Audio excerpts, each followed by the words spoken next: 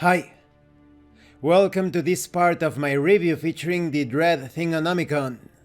If you haven't seen the other parts of my review featuring this gallery of miscellaneous elements for fantasy role-playing games, please check out the playlist in the description below. This time we are going to talk about archives and libraries, as well as bandits and brigands. Let's start with archives and libraries. You have the books in the common collection subsection. A library is nothing without books. Some libraries hold but a few dozen tomes, while others hold thousands. In the history books category, maybe you obtain the result of The Bloodstained Prince. This small leather tome is a recounting of the doomed attempt of Crown Prince Ilasual Nenonen to seize the throne of Ashlar from his sister Aleia Nenonen. The book ends with a chapter speculating on the Bloodstained Prince's unknown fate. In the religious books category, maybe you obtain the result of I Walked the Earth. This small dog-eared singed book is an autobiography of Yuhana Etaro, the so-called walking priest. Yuhana was a devout half-elven follower of Veron, reputed to have seen more lands and strange places than any other traveler. The book contains interesting descriptions of many far-off, hidden or mythical places of potential interest to adventurers.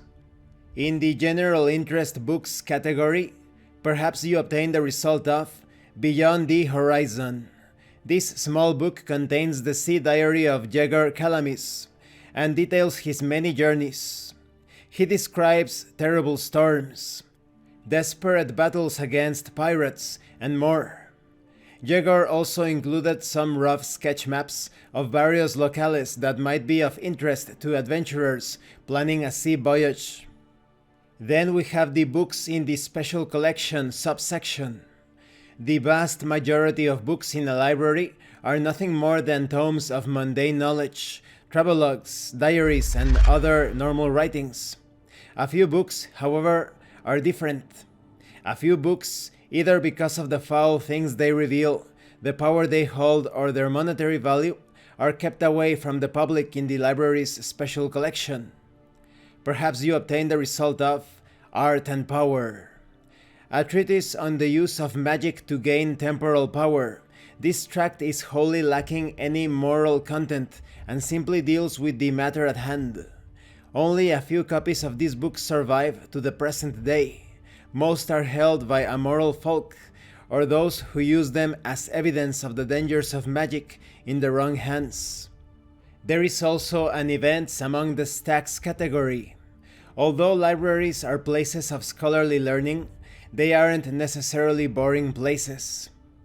Maybe a sudden stiff breeze blows through the library, pages on open books flutter, and several readers curse as a result of losing their place in the works they were consulting.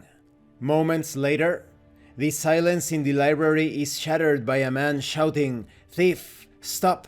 Thief!" Then we have the Folk Among the Stacks category. The characters will not be the only people in the library. Many folk come to consult the books and scrolls kept here. I am going to avoid spoilers because some players may want to use this subsection in solo gaming. Maybe you encounter Kura Puko. Corpulent and half-crippled, this middle-aged man wears ill-fitting red robes. Or perhaps you meet Auku Tapio. Intricate tattoos cover this bald, bearded man's face and slender arms. We also have the Things Among the Stacks category. Although a library is obviously full of books, there are other things of note in such a place. Perhaps a tall statue of a winged warrior woman stands on a plinth overlooking the library. The statue is clearly old. The woman is missing the tip of her nose, and her sword is shattered low down near its hilt. The statue has stood there for years, and no one knows for certainty who or what it represents. Next, we have the Bandits and Brigands section. The non-player characters included here could be members of virtually any bandit gang. I am going to be avoiding spoilers as well with this. Perhaps you meet Etu Ilma. Wearing dirty armor and trouble-stained clothes, this burly man looks like he has lived in the wilds for some time. He has long, unkempt, jet black hair and black eyes.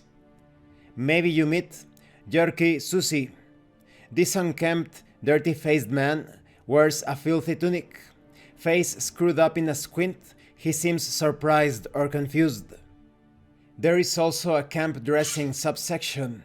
Bandits prefer hidden, defensible lairs which, preferably, lie close to a ready source of victims, such as a well-traveled road, bridge, ford, or narrow, sunken lane.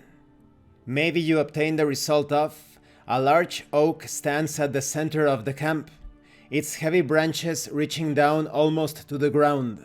It is dry but dim under the tree's canopy. Graffiti mars the oak's wide, gnarled trunk. You have the bandit loot subsection. Successful bandits accumulate much loot from their victims. Much of this loot is mundane, while other pieces comprise jewelry, coins, and other portable treasures. Perhaps you obtain the result of: a holy symbol decorates the cover of this large, leather-covered book. It is a holy book of the local faith, stolen from a wandering priest. You also have the looting the body subsection. Bandits carry many odds and ends about their person. Victorious adventurers are sure to loot the bandits' bodies.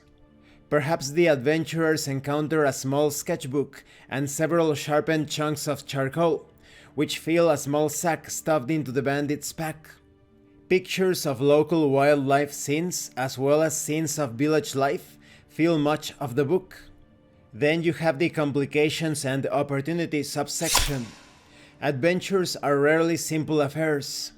Strange events, shifting alliances, and fate's capricious whim often conspire to make adventurers' lives interesting. Maybe you obtain the result of: one of the bandits is plotting against the group's leader and uses the character's interference in the gang's affairs to set her plan in motion. Either through action or inaction, the bandit seeks the death of the gang leader and lordship over the band's survivors. And this concludes this part of the review. In the next part, we are going to take a look at the besieged castle and bustling marketplace sections. So, when it comes to archives and libraries, this section will surely add spice to a normal encounter in an otherwise mundane place. Unless you are investigating the library of a mage, the archives of a mysterious scholar, library research is not that exciting, but with these tables, that is going to change. And if you are investigating or researching within the libraries or the archives of a mage or a wizard, these tables will surely make things even more magical. Now, when it comes to bandits and brigands, this is going to be useful for many occasions. There are many cutthroats, scoundrels, rogues, waiting to pounce on the characters in different adventures. So the elements here will surely create more interesting encounters and perhaps the start of another adventure, a side quest, or maybe an interesting variation to the main adventure. Thank you for watching this part of the review, and thank you for your likes and your comments. If you have any questions or comments, please let me know. And thank you so much to those of you that are going the extra mile to support the channel.